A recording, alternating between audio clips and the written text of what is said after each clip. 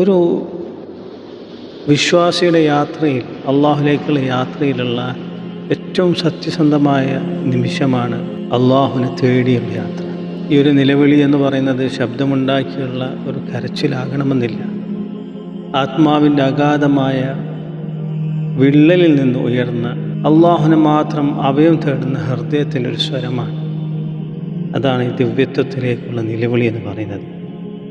ഞാൻ തനിച്ചല്ല എന്നുള്ളൊരു തിരിച്ചറിവ് ഈ നിലവിളി പുറപ്പെടുവിക്കുന്നതിലൂടെ ഒരു ദാഹി അല്ലെങ്കിൽ ഒരു പ്രേമി പ്രഖ്യാപിക്കുന്നത് എന്താണ്?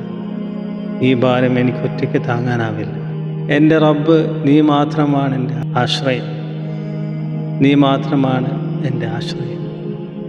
ഈ ഒരു തവക്കുൽ, ഈ ഒരു പൂർണ്ണമായ അർപ്പണം, അതാണ് ഈ ഒരു ദാഹത്തിൻ്റെ ഒരു സാരം. ഈ ദാഹം തന്നെയാണ് യഥാർത്ഥത്തിൽ ഇഷ്ക് അല്ലെങ്കിൽ പ്രേമം.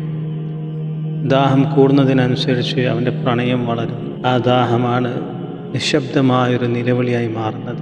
ഈമാൻ എന്ന വസ്ത്രത്തിൽ പോറലുകൾ വീഴ്ചി ആ വെളിച്ചത്തെ കെടുത്തുന്ന കാര്യങ്ങളിലൊക്കെ നമ്മളെ വെളിച്ചത്തെ കെടുത്തി സ്വന്തം കൈകളാൽ വരുത്തി വെച്ച ഒരുപാട് തെറ്റുകൾ ആത്മാവ് പൊറുക്കലിനായി യാചിക്കുന്ന ഒരു നിലവിളി.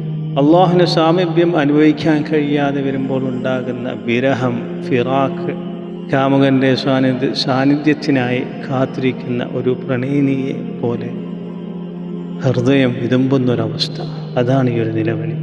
അള്ളാഹുവിൽ നിന്ന് ദൂരെ പോയ ഒരു അടിമക്ക് അനുഭവിക്കുന്ന ഒരു വിരഹം, സത്യസന്ധമായി അള്ളാഹുവിനെ ആഗ്രഹിക്കുന്ന ഒരു ഹൃദയം, ഇതൊക്കെയാണ് ഈ ദിവ്യത്വത്തിലേക്കുള്ള നിലവിളി എന്ന ആശയത്തെ നമ്മൾ മനസ്സിലാക്കേണ്ടത്. ഇവിടെയാണ് ഇതിൻ്റെ മർമ്മമായ അള്ളാഹു എന്ന ദിവ്യപ്രേമത്തെ നമ്മൾ മനസ്സിലാക്കുന്നത്.